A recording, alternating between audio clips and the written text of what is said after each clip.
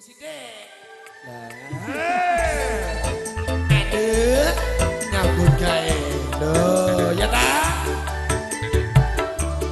Tang bintang bintung, bintang bintang bintung.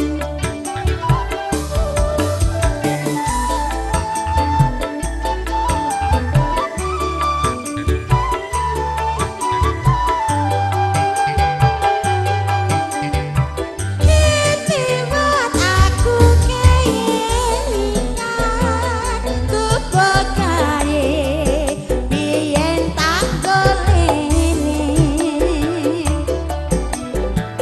neng cakek kabeh tulisan warna abang tanda isih sayang gedange sumpung asmara biyen nate kanggo andong tresno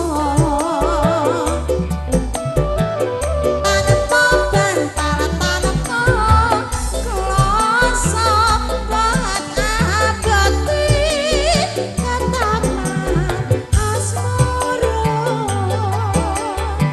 aku bekakae nyimpan wati wiwit tembiyen tumakas iki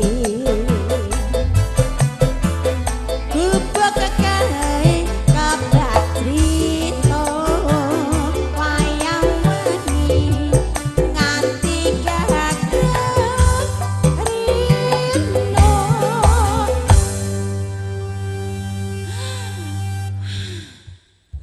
tarik napas tarik terus sik to urung wae ditokno kok tarik terus sik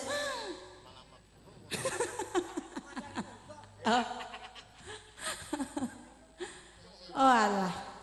Oh panas sumu kaya ngene. Pak D mengke kula nyuwun es nggih. Tumbaske nggih. Mboten to, es teh to, kok es lilin. Piye to Pak D? Kok es lilin? Piye to? Iki mbok mudhe nderek mboten? Kesih. Oh mbok kencang. Catatan sajroning ati dateluntur pengen marati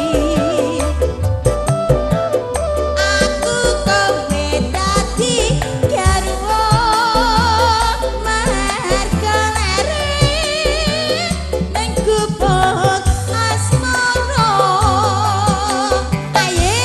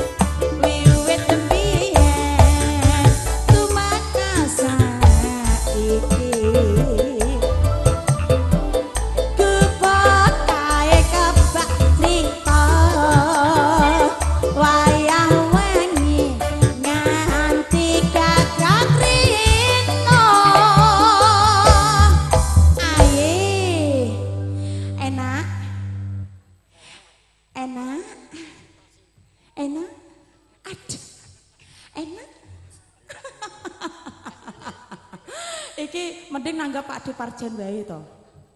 Iki tanggapane murah. Amplope 50.000. Hah? Piye omongan yang jelas to? Hah? Ayo. Oh, ndak nggih. Senengane cilikan. Nggih, nggo tambah umur ben raine saya nom. Ben ora tuwa. Alah kosek to, durung-durung kok seprau kayar iki rung tutuk. Engko tambah tak kasih putune sing nyanyi mengke prau layare nggih. Milih ora iso. Senenge sing bangkok-bangkok, Mas.